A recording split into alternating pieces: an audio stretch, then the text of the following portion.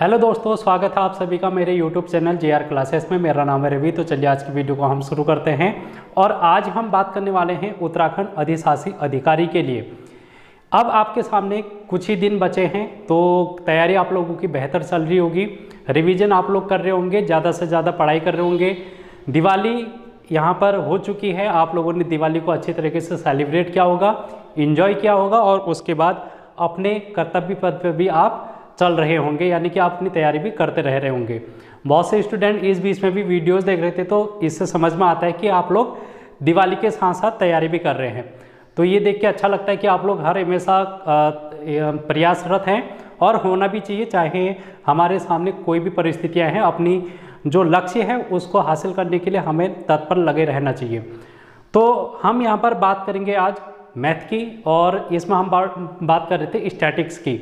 तो 7-8 क्लास हम लोगों ने अभी तक कर ली हैं। आज हमारा जो टॉपिक रहेगा वो रहेगा माध्यक का, यानी कि जिसको हम मीडियन बोलते हैं। हमने यहाँ पर 3 टॉपिक डिस्कस करने वाले थे, जिसमें हम लोगों ने पहले बात की थी माध्य और फिर बहुलक, और ये अब अंतिम टॉपिक है जिसको हम माध्यक के नाम से जानते हैं। इसको हम अंग्रेजी में मीडियन कहते हैं। तो इस तरीके से आप लोगों का जो ये सिलेबस है क्लास 9th और क्लास 10th की NCERT मैथ की वो कंप्लीट हो जाएगी। आज हमारा अंतिम यहाँ पर सिलेबस के अकॉर्डिंग अंतिम वीडियो है। इसके बाद एक आध वीडियो और मैं बना सकता हूँ आप लोगों के लिए एग्जाम से पहले, जिसमें हम आपके हूबहू एग्जाम में जिस टाइप के क्वेश्चन पूछे गए हैं अभी तक, उस टाइप के कुछ क्वेश्चन आप लोगों के सामने मैं प्रस्तुत करूँ, जिससे आप लोगों को समझ में आए कि किस टाइप के क्वेश्चन आप लोगों से पूछे जा सकते हैं। तो एक आध वीडियो और बना दूंगा, लेकिन फिलहाल आज हम बात करते हैं मीडियन की माध्यिका की। इसको हम समझने के लिए एक क्वेश्चन का सहारा लेंगे और इस क्वेश्चन के आधार पर हम इस माध्यिका को समझने का प्रयास करेंगे। माध्यिका को आप लोगों के सामने 2 या 3 टाइप से पूछी जा सकती है, जिसमें से पहला टाइप आपके सामने इस तरीके से है। ये क्वेश्चन आपको दिया गया है, इस क्वेश्चन को समझें, उसके बाद हम इसके आंसर को करेंगे। यहाँ पर क्या कर रखा है, 2 टेबल देख रखी हैं। अब ये टेबल इस तरीके से खड़ी लाइन में भी दी हो सकती है, तिरछी भी दी हो सकती है। आप लोगों को कंफ्यूज नहीं होना है। टेबल का मतलब वही आंकड़े हैं जो खड़े लाइनों में भी हो सकते हैं, तिरछी लाइन में भी हो सकते हैं। इससे कोई फर्क नहीं पड़ता, सिर्फ देखने का नजरिया बदल जाता है। तो आप यहाँ पर देखेंगे प्राप्तांक लिखे हैं, जैसे आप देख पा रहे हैं। ये ऊपर वाली लाइन है प्राप्तांक की, मार्क्स कितने प्राप्त कर रखे हैं, और ये यहाँ पर हमको विद्यार्थी की संख्या बता रहे हैं। इसको हम यहाँ पर देखते हैं, विद्यार्थी की संख्या को F से डिनोट करते हैं। हम लोग अभी तक पढ़ते आए हैं, क्योंकि मैं ज़्यादा डिटेल में इन चीज़ों को नहीं बताऊंगा, क्योंकि ये हम अभी तक करते आए हैं और आप लोगों को पता भी चल गया होगा। ये विद्यार्थियों की संख्या है, यानी कि फ्रीक्वेंसी है। जैसे प्राप्तांक 20 कितने विद्यार्थियों ने प्राप्त कर रखे हैं, 6 विद्यार्थियों ने। 29 मार्क्स कितने विद्यार्थी लाए हैं, 28। इसी प्रकार से सब आपके सामने दिया गया है। अब माध्यक निकालने का मतलब क्या है, हमको माध्यक निकालने के लिए हमको क्या करना पड़ता है। देखो, जो ये माध्यक होता है ना, इसको हम क्या कह सकते हैं, जो प्रेक्षण है हमारे पास, जितने भी आंकड़े हैं उनके बीच के अंक को हम माध्यक कहते हैं। वैसे देखा जाए तो बीच के अंक की हम यहाँ पर बात कर रहे हैं। और जिसने सिर्फ इतना पढ़ा होगा कि माध्यक बीच का अंक होता है, तो वो इस तरीके से कर देगा, बीच का अंक इसमें से देखने की कोशिश करेगा। तो आप यहाँ पर देख पाएंगे बीच में कौन सा अंक आ रहा है, 1 2 3 4, 1 2 3 4। तो यहाँ पर 15 या फिर 2 वाला अंक आ रहा है बीच में, है ना। ये दोनों में से किसी एक को कर देगा। अगर कोई सिर्फ इतना ही जिसने जाना हो कि बीच वाला अंक होता है, तो वो 15 या फिर 2 में से एक कर देगा। लेकिन ये गलती नहीं करनी है। हमको क्या समझना है, हमको यहाँ पर रैंडम नंबर दे रखा है। रैंडम कहने का मतलब है कि कोई एक क्रम हमको यहाँ पर निश्चित नहीं है। आप देख पा रहे हैं यहाँ पर पहले 20 है, 29 है, फिर 28, फिर 33, फिर 42, फिर 38, 43 और यहाँ 25, यानी कि कम ज़्यादा होते रहे हैं नंबर। तो हमको क्या करना है, इनको सबसे पहले व्यवस्थित क्रम में रखना है। और व्यवस्थित क्रम में हम किस प्रकार से रखेंगे, इनको आरोही क्रम बनाएंगे। इनका क्या बनाएंगे, आरोही क्रम बनाएंगे। और आरोही क्रम को हम असेंडिंग ऑर्डर अंग्रेजी में कहते हैं। तो ये जो प्राप्तांक हमारे सामने हैं, इनका हम अलग से एक क्या बना लेंगे, चार्ट बना लेंगे, और इसको हम आरोही क्रम में सजाने का प्रयास करेंगे। प्राप्तांक का चार्ट हम यहाँ पर बनाएंगे, और फिर हम यहाँ पर बनाएंगे विद्यार्थियों की संख्या। पूरी चीज़ मैं नहीं लिख रहा हूँ, सिर्फ विद्यार्थी लिख रहा हूँ, आप लिख लेना विद्यार्थियों की संख्या। इसको हम F से डिनोट करते हैं, यानी कि फ्रीक्वेंसी। प्राप्तांक में हम सबसे पहले देखेंगे सबसे छोटा क्या है। आरोही का मतलब बढ़ते हुआ क्रम कहते हैं जिसको हम। सबसे छोटा यहाँ पर 20 दिख रहा है, तो 20 कितने विद्यार्थियों के हैं, 6 विद्यार्थियों के। ये हो गया हमारा। 20 के बाद आप देखेंगे क्या है 25, तो 25 और 20 हम यहाँ पर लिख लेंगे, 25 और 20 हम लिख लेंगे। उसके बाद आप देखेंगे कि 28 है, 28 के सामने 24, 28 और 24 हमने लिख लिया। उसके बाद आपके सामने 29 है और नीचे 28 है, 29 और 28, 29 तक हो गया। अब हम चलेंगे 33 में, तो 33 हम लिखेंगे और उसके नीचे 15 लिख देंगे विद्यार्थियों की संख्या में। अब हम देखेंगे 38, 38 और 4, 38 के बाद आप देख पा रहे हैं 42 है, 42 और 2 का मान हम लिख लेंगे, और फिर अंतिम में हमारा आ जाएगा 43 और 1। ये आ गया हमारे पास। ठीक है दोस्तों, ये आ गया है हमारे पास प्राप्तांक और विद्यार्थियों की संख्या। जो हमको दी गई एक चार्ट था, उस चार्ट को हमने व्यवस्थित क्रम में इसको रख लिया है। अब इस व्यवस्थित क्रम में रखने के बाद हम क्या करेंगे, इसमें कुछ और काम करेंगे, इसमें कुछ और काम करेंगे, क्योंकि इतने से काम बनने वाला नहीं है। हम यहाँ पर क्या करते हैं, देखो हम यहाँ पर एक और चीज़ निकालते हैं, इसको हम बोलते हैं संचयी बारंबारता।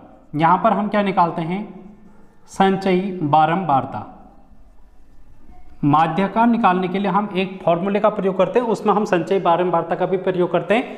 आपसे डायरेक्टली पूछ लिया जाएगा, इसको अंग्रेजी में CF के नाम से जानते हैं, क्यूमुलेटिव फ्रीक्वेंसी।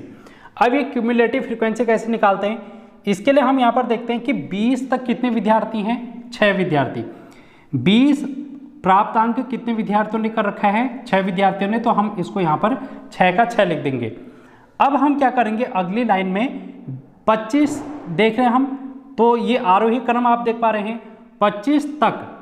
अब हम यहाँ पर देखेंगे, यहाँ पर अलग से लिख लेना 25 तक। 25 तक कितने अंक विद्यार्थी हैं, तो आप इसको भी देखेंगे इसमें और इसको भी देखेंगे, 6 और 20 दोनों को देखेंगे 25 तक, तो इनको ऐड कर दिया हमने, 20 और 6 26, तो हमने 26 लिख लिया। क्या किया हमने, 26 कैसे आया, हमने इन दोनों को ऐड कर दिया, 6 + 20। अब हम क्या करेंगे 28 तक, तो 28 तक में क्या क्या आ जाएगा, 24 तो आएगा ही आएगा, और इससे पहले के जितने अंक थे वो भी आएंगे। तो इससे पहले कितने अंक थे, 26 थे, और अब कितने हैं 24, इन दोनों को हम ऐड कर देंगे तो ये कितना आ जाएगा 24 और 26, ये आ जाएगा 50। इसी तरीके से 29 तक, इसमें 28 और ऐड कर देंगे तो ये कितना आ जाएगा 78। 50 में 28 जोड़ेंगे तो 78 आ जाएगा बिल्कुल। इसके बाद हम 33 तक करेंगे, तो 33 तक कितने नंबर आने हैं, 78 में 15 नंबर को ऐड कर देंगे तो ये कितना आ जाएगा दोस्तों 93 आ जाएगा।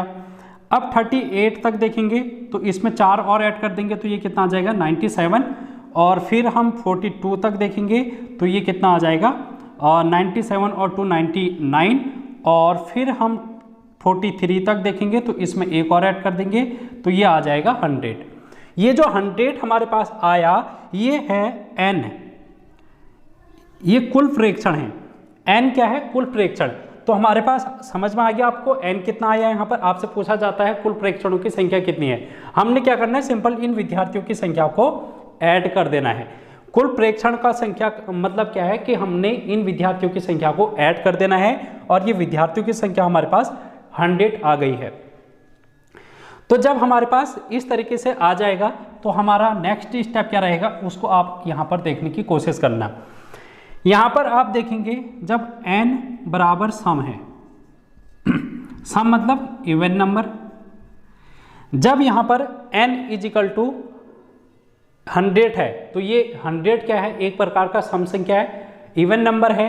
तो आप यहाँ पर माध्यक निकालेंगे, तब माध्यक निकालेंगे। देखो अब हम माध्यक कैसे निकालेंगे, तो इसके लिए एक फॉर्मूला होगा n/2 वा प्रेक्षण, प्लस n/2 प्लस 1वां प्रेक्षण, ये आप लिखेंगे का औसत, और n/2वां प्रेक्षण हम देखेंगे। अब n/2 की वैल्यू निकालेंगे।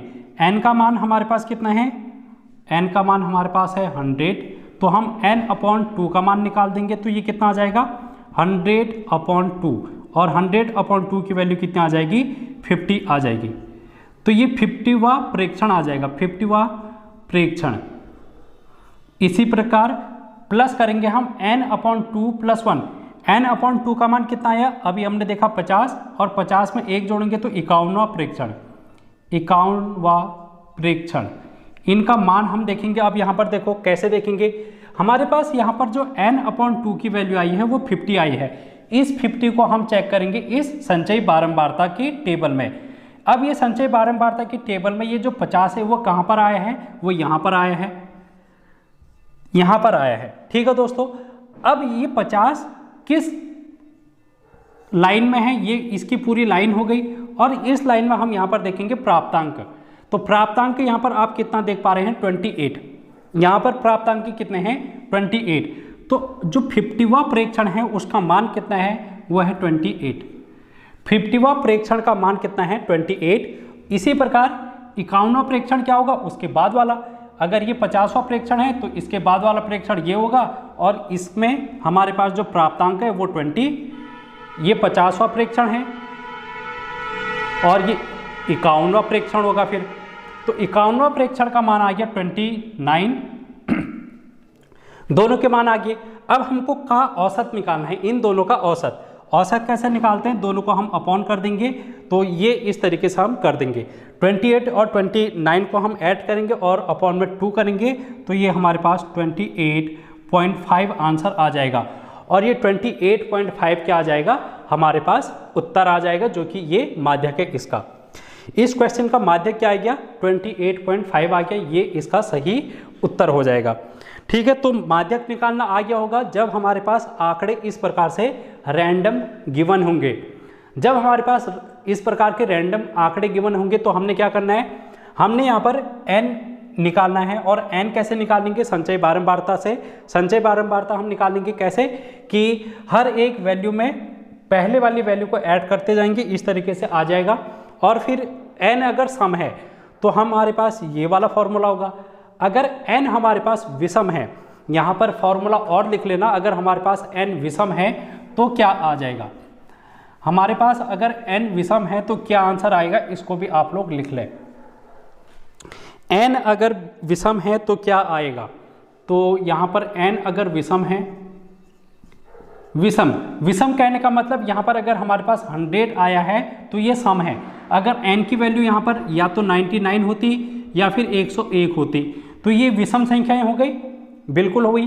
तो जब इस प्रकार की विषम संख्याएं हमारे सामने आएंगी तो हम यहाँ पर माध्यक कैसे निकालेंगे, हम लिखेंगे n+1/2, n+1/2 वे प्रेक्षण का मान, वे प्रेक्षण का मान, ये हमारा आंसर आएगा। तब हमको ये दो प्रेक्षण नहीं निकालने पड़ेंगे, हमको सिर्फ एक निकालना पड़ेगा, n+1/2 वे प्रेक्षण का मान।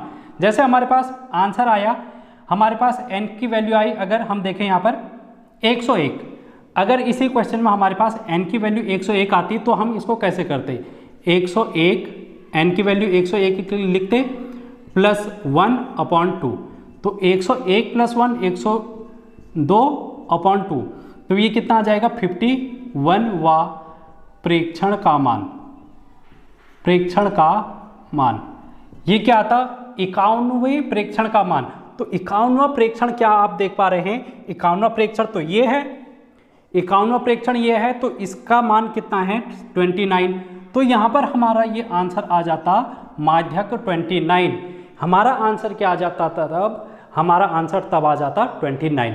क्लियर हो चुका होगा, जब n का मान सम होगा तब भी क्लियर हो गया होगा, जब n का मान विषम आएगा, ऑड आएगा, तब भी आप लोगों को क्लियर होगा कि हम माध्यक कैसे निकालेंगे, मीडियन कैसे निकालेंगे। अब हम इसके टाइप 2 में जाएंगे, टाइप 2 को सीखेंगे, फिर एक आध क्वेश्चन हम आपके सामने करेंगे। तो चलिए इसको आप लोग नोट डाउन करें, उसके बाद हम एक क्वेश्चन और करते हैं। अब आपके सामने एक और क्वेश्चन है और ये क्वेश्चन थोड़ा सा डिफरेंट है। डिफरेंट किस तरीके से आप देख पा रहे हैं, यहाँ पर प्राप्तांक देख पा रहे हैं और यहाँ पर विद्यार्थियों की संख्या देख पा रहे हैं। पिछले वाले क्वेश्चन में भी यही था, लेकिन जो प्राप्तांक था यहाँ पर जो है वो वर्ग अंतराल के रूप में देखने को मिल रहा है। यहाँ पर प्राप्तांक क्या है, वर्ग अंतराल के रूप में आपके सामने है। ठीक है, वर्ग अंतराल यानी कि क्लास इंटरवल के रूप में आपके सामने है। क्लास इंटरवल के रूप में आपके सामने वर्ग अंतराल दिए हैं। जैसे 0 से लेकर 10 तक अंक कितने विद्यार्थियों ने प्राप्त कर रखे हैं, 5 विद्यार्थियों ने। 10 से 20 तक कितने विद्यार्थियों ने, 3 विद्यार्थियों ने। 20 से 30 तक कितने विद्यार्थियों ने प्राप्त कर रखे हैं, 4। इसी तरीके से ये नीचे को भी दिया है। तो ये फ्रीक्वेंसी है। यहाँ पर आप देख पा रहे हैं विद्यार्थियों की संख्या, फ्रीक्वेंसी आपको दे रखी है। हमको इसमें भी CF निकालना पड़ेगा, यानी कि संचयी बारंबारता निकालनी पड़ेगी इस टाइप के क्वेश्चन में भी। जब आपके सामने इस टाइप का क्वेश्चन आएगा और आपको यहाँ पर क्या निकालना पड़ेगा, माध्यक निकालना पड़ेगा, तो भी आपको यहाँ पर संचयी बारंबारता के लिए जाना पड़ेगा। ठीक है दोस्तों, आ रहा होगा आप लोगों को समझ में। इसके अलावा आप लोग यहाँ पर अधिकार वाला टॉपिक भी मैंने आप लोगों को करा रखा है, अधिशासी अधिकारी के लिए आप लोग देख सकते हैं। ठीक है ना, और कंप्यूटर की क्लास भी आप देख सकते हैं। करंट अफेयर में आप लोगों को करा रहा हूँ, खेलकूद वाली एक वीडियो डाली है जिसमें मैंने पूरा खेलकूद कंप्लीट करा रखा है, आप लोग देख सकते हैं। 10 नंबर का वहाँ पर उसमें से काफ़ी कुछ आप लोगों को सीखने को मिलेगा और एग्जाम में भी देखने को मिलेगा। कंप्यूटर की क्लास साइंस एंड टेक्नोलॉजी वाला जो पोर्शन है उसमें भी दिया है। वैसे भी कंप्यूटर आप लोगों से पूछी जाती है, तो कंप्यूटर आप लोगों को देखना है। तो बहुत सारी क्लास आप लोगों को कराई गई हैं, देख सकते हैं, आपके एग्जाम के लिए फ़ायदेमंद रहेंगी। ठीक है ना, तो इसके अलावा रिवीजन आप लोग करते ही रहा करें। जितना समय हो बचा है इसमें ज़्यादा से ज़्यादा रिवीजन करें। नई चीज़ें अगर आप लोग कम भी पढ़ेंगे चल जाएगा, लेकिन पुरानी चीज़ को ज़्यादा पढ़ें। इससे होता ये है कि हम कोई चीज़ अगर भूल गए हों, जो हमने पढ़ा हो वो भी रिकॉल हो जाता है और जब एग्जाम में आता है तो हम कर ले जाते हैं। वरना क्या होता है, हम ये सोचते हैं कि यार हमने नोट्स कॉपी में तो लिखा था, लेकिन हम लास्ट टाइम पर पढ़ नहीं पाए, इसलिए हमारा क्वेश्चन छूट गया। तो तब बुरा ज़्यादा लगता है जब हम लिखने के बावजूद, पढ़ने के बावजूद हम क्वेश्चन अटेम्प्ट नहीं करके आते हैं। कोई एक ऐसी क्वेश्चन आ गया जो हमने कभी नहीं सुना हो, उसमें ज़्यादा हमको बुरा नहीं लगता, लेकिन बुरा तब लगता है जब पढ़ा हुआ ना आ पाए। तो इसलिए आप लोग ज़्यादा से ज़्यादा रिवीजन करने की कोशिश करना। ठीक है, और बाकी टेलीग्राम चैनल से भी जुड़ जाना। टेलीग्राम चैनल पर आप लोगों को बेहतरीन तरीके से कुछ ना कुछ कराया जाता है। जैसे करंट की नोट्स मैं वहाँ पर आपको प्रोवाइड करा देता हूँ, तो करंट अफेयर टेलीग्राम चैनल से भी प्राप्त कर सकते हैं।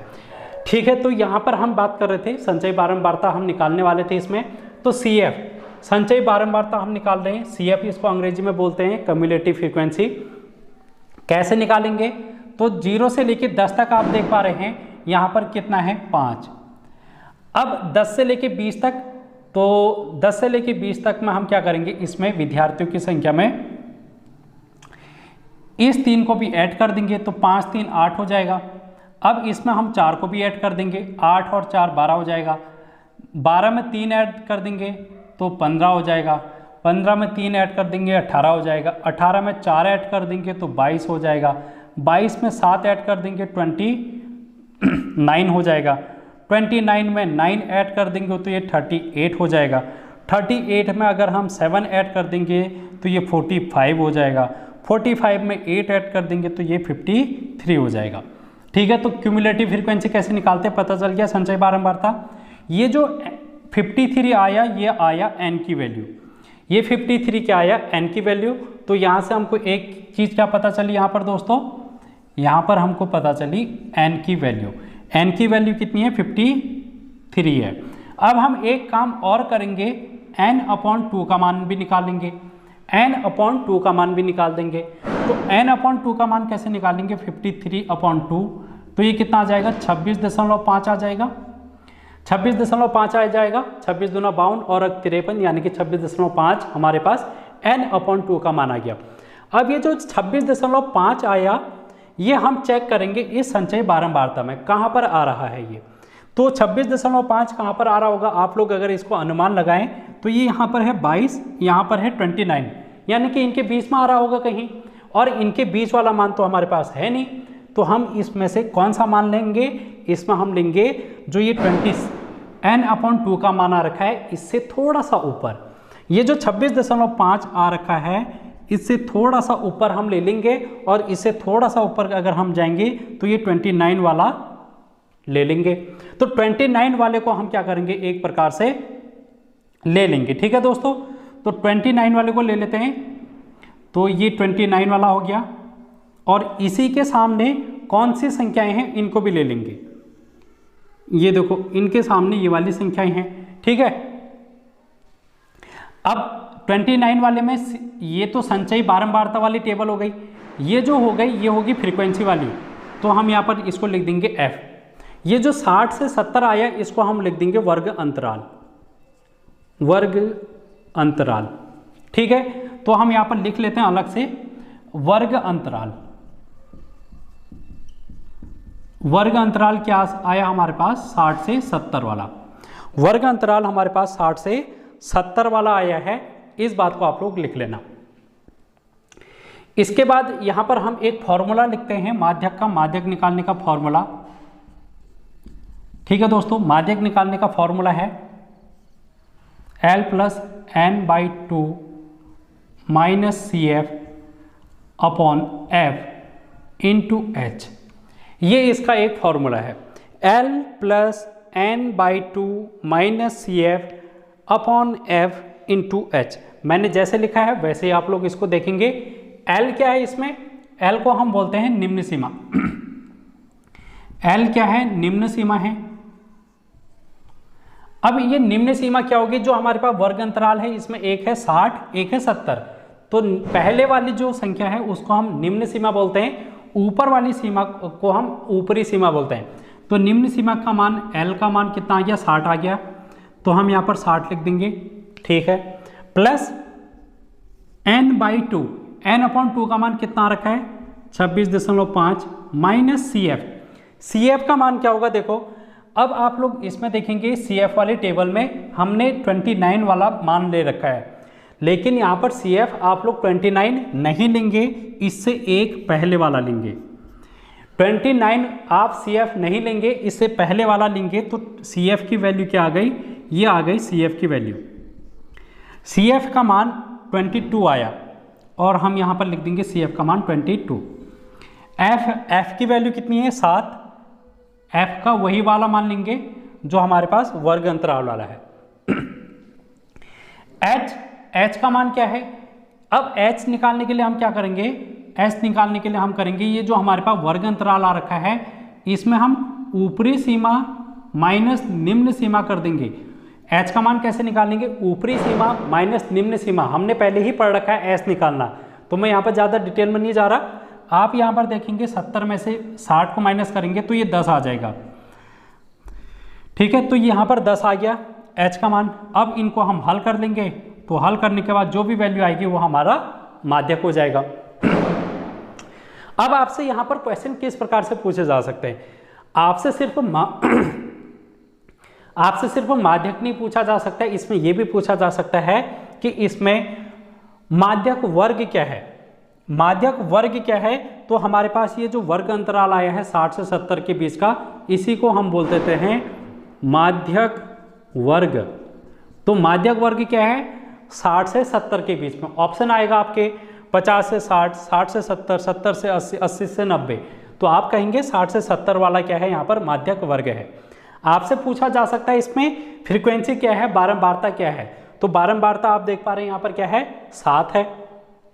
बारंबारता क्या है दोस्तों, 7 है। आपसे इसमें पूछा जा सकता है संचय बारंबारता क्या है, तो संचय बारंबारता आप देख पा रहे होंगे 22 है, 22। तो इस तरीके के क्वेश्चन भी आपसे पूछे जा सकते हैं और डिटेल में भी पूछा जा सकता है। तो यहाँ पर आप अब देखेंगे इसमें से इसको अगर हम माइनस करेंगे तो ये 4.5 आएगा अपॉन 7 इंटू 10, 60 प्लस 40, 10 से मल्टीप्लाई करेंगे तो 45 अपॉन 7, और इसको अगर हम करेंगे तो 60 प्लस 7 छंग 42 और 4, तो ये कितना आ जाएगा, 66.4 आ जाएगा। और ये हमारा उत्तर हो जाएगा, जो कि क्या आएगा, माध्यिका आ जाएगा, मीडियन आ जाएगा। ये हमारे पास क्या आ गया, माध्यिका आ गया। ठीक है दोस्तों, माध्यिका आ गया। ये माध्यक या फिर माध्यिका, इस टाइप से अगर आपसे पूछा जाता है तो आप लोग इसको कर दे जाएंगे। क्लियर हो चुका होगा ये आपके सामने, ये आपके सामने क्लियर हो चुका होगा। एक और क्वेश्चन हम देखेंगे इसी पर आधारित, ठीक है, जल्दी से देख लेते हैं। एक और फॉर्मूला जो आपके एग्जाम के लिए काफ़ी इंपॉर्टेंट हो सकता है, उस फॉर्मूले के बाद हमारा यहाँ पर ये कंप्लीट हो जाएगा आपका सांख्यिकी वाला टॉपिक। चीज़ें समझ में आ रही होंगी आई थिंक, और अगर आपको चीज़ें समझ में आती हैं तो आप लोग फीडबैक के रूप में भी आंसर कर सकते हैं, ठीक है। फीडबैक आप लोग ज़रूर दिया करें, चाहे टेलीग्राम है या फिर कमेंट बॉक्स आप लोगों के सामने ओपन है, आप यहाँ पर से अपना फीडबैक दे सकते हैं। एक फॉर्मूला लिखेंगे नोट करके, एक फॉर्मूला लिखेंगे, क्योंकि अभी तक हमने क्या क्या पढ़ लिया, माध्य हमने पढ़ लिया, माध्यक पढ़ लिया और बहुलक, ये तीनों चीज़ें हमने पढ़ ली हैं। और इन तीनों के लिए एक फॉर्मूला हमारे सामने आता है और ये फॉर्मूला आप लोगों को लिखना है। 3 माध्यक इज इक्वल टू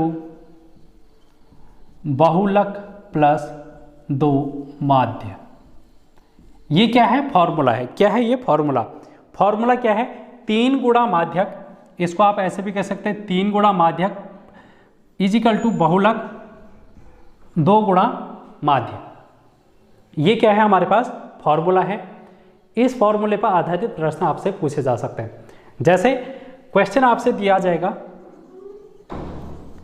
क्वेश्चन आपके सामने होंगे, जैसे आपसे कहा जाएगा माध्यक का मान आपको दिया होगा, माध्यक का मान 10 दे दिया आपको, मान लिया जाए, ठीक है, माध्यक 10 है, माध्य का मान 5 है, तो आपसे कहा जाएगा कि बहुलक बताइए। किसी क्वेश्चन में आपसे कहा जाएगा कि प्रेक्षणों में माध्यक का मान 10, माध्य का मान 5, तो बहुलक का मान क्या होगा?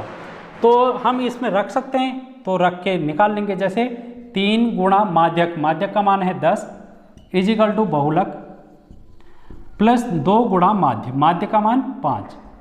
तो आप यहाँ पर देख पाएंगे ये आ गया 30, तो ये आ जाएगा बहुलक का मान प्लस 2 पंचे 10। ये 10 को हम यहाँ उठा लाएंगे, 30 माइनस 10 इज इक्वल टू बहुलक। तो बहुलक का मान कितना आ गया, 30 में से 10 को माइनस करेंगे तो 20 आ गया हमारे पास बहुलक का मान। तो इस तरीके से बहुलक का मान भी निकाल सकते हैं। और इसी में आप लोगों से माध्यक का भी पूछ सकता है, माध्य का मान भी पूछ सकता है। कोई 2 वैल्यू दी होगी, तीसरी वैल्यू आपको निकालनी पड़ेगी, तो आप लोग निकाल लेंगे आई थिंक।